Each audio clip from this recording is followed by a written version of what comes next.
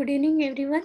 This is Tulsi Bisin, and today I am giving presentation on optimizers in deep learning and the machine learning also. So first we will see what are optimizers. So optimizers means when we are trying to use some algorithms to increase the performance of our model, then it is called the optimizations using the optimizer algorithms. So we are using some algorithms which we are using to optimize or to increase the performance of our model. So first we will see how can we measure the performance of our model. So we will all know about the loss function and the cost functions. So these are the two measures which we are using to calculate the performance of our model. So we know we are calculating the loss function at on the various data which we are using to create our model, and then on which they are on the training data sorry on the training data we are calculating the loss functions for each training data, and then we are calculating with the actual value, and we are trying to minimize our loss value. So for minimizing the loss values, we are using optimizers. So how can we optimize these loss values? By adjusting the weights and the learning rate. Okay, so we are adjusting the weights and learning rate to reduce the losses. So these all are about the optimizers. Now, which type of optimizers we are using in the deep learning or the machine learning?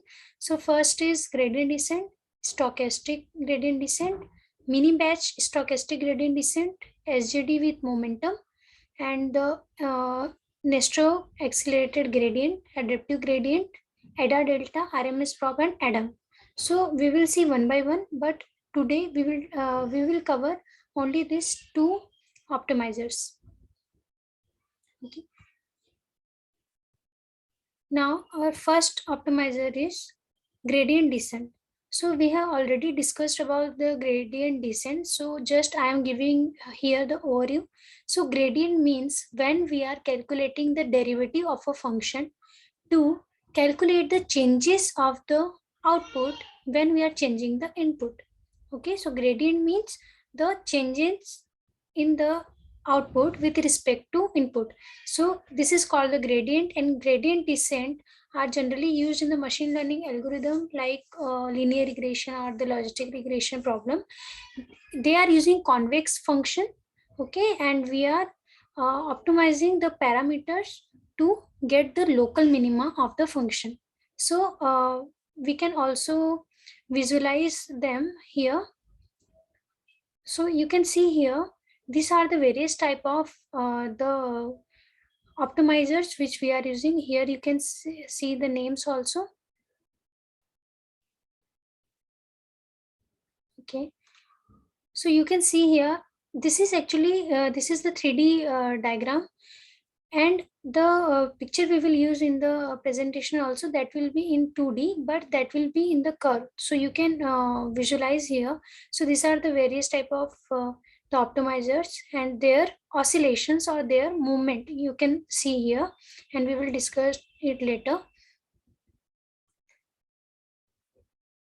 This is also this is the stochastic gradient descent. So here you can see here, this comes here to the slope. Okay, this is called the gradient descent, means when we are reaching out the minimum this local minima. Okay, minimum local, but here stochastic gradient descent also resides here for some time also. Okay, and that will discuss later. And this can be the variation of the steps of the iteration or the iteration by which we can go to our local minima. You can see here in the diagram. Now we will go to our slides. So this was the visualization, and now what is this is the formula for gradient descent, where we are calculating, this is the gradient on the loss. Okay, we are calculating the gradient on the loss, and this alpha is the learning rate, and this is the input parameter. Means we are calculating with respect to input parameter that what changes we have made in the loss value. Okay, so learning rate can be small and can be large also. So the proper learning rate should be not too small or not too large. Here is the reason. So if the alpha value, means the learning rate, is very large, then we can skip the local minima. Local minima is here. This is the minimum value you can see here. Okay, and when the alpha is too small, then we will require very much amount of time to get our local minima. The detail graph you can see here. So slope is the same as the gradient. Okay, this is the slope. We are incrementally, or we are very slowly reaching out the global minima by using the learning rate. Okay, and this is the code where we are using epochs to get our local minima by using learning rates. And parameter grade means we are calculating the gradient on the loss values with various parameters. If you will not get, then you can tell me that I will explain in detail. So this is the advantage of the gradient descent: easy computation, easy to implement, easy to understand. Okay, but maybe sometime we can't get the we are trapping around the local minima also. It will depend on the learning rate. Okay, and weights are changed after the calculating the gradient. And here in gradient descent, we are taking the whole data, therefore it is taking too much time and too much memory to calculate. Okay, and next is our stochastic gradient descent.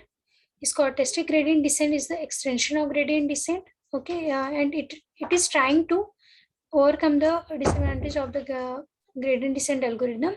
And first, very important thing which I have also faced in some of my interview, that what do you mean by stochastic in this term SGD? So stochastic means nothing but that is a system or process that is linked with a random probability. Actually, what we are doing in stochastic gradient descent, we are generally taking a random batch of the data, and then we are calculating the loss function. In gradient descent, we are taking the whole data. In SGD, we are taking a bunch or a chunk of data. Okay, and that is a random data, and the size is also not fixed. So in this way, this is calculating the gradient of the loss value, and this is the formula. Here xi is the feature or the input, and yi will be the label. And this all we are doing on the training data. Okay, and you can see the difference. So in SGD, we are taking the chunk of the data, and we are making some checkpoints. Okay, and after that we will move ahead with for our local minima. In gradient descent, we are, and to reach out the local minima is called the convergence. Okay, we are converging to the local minima. And this is the code for implementing the SGD. So here also we are evaluating the gradient on the loss function on various by using various parameters, and by using learning rate we are adjusting our parameters. The advantage is the memory requirement is less, because we have already, if we are already calculated one chunk of data, that will we will not use it again, okay, to calculate, and we are calculated a checkpoint for that data. So it will reduce the memory, but disadvantage is sometimes it is not giving us the proper local minima as compared to gradient descent. Okay, and it is also taking some time to converge, and if the one epoch is very large, then it will may take very long time. Okay, now we will compare the GD and the SGD. So if we are calculating, we are going with the training data, gradient descent computes all the whole data, and the SGD will take the random chunk of the data randomly. Gradient descent is comparatively slower than the SGD because it is working on the whole data.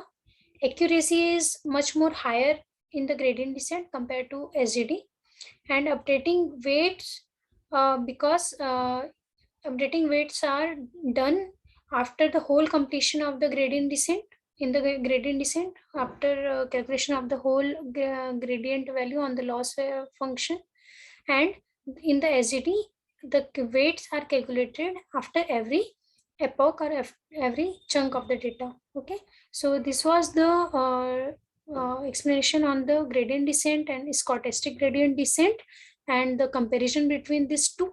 Stochastic gradient descent takes the random chunk of the data. So if you have any doubt, then we can open up for the discussion.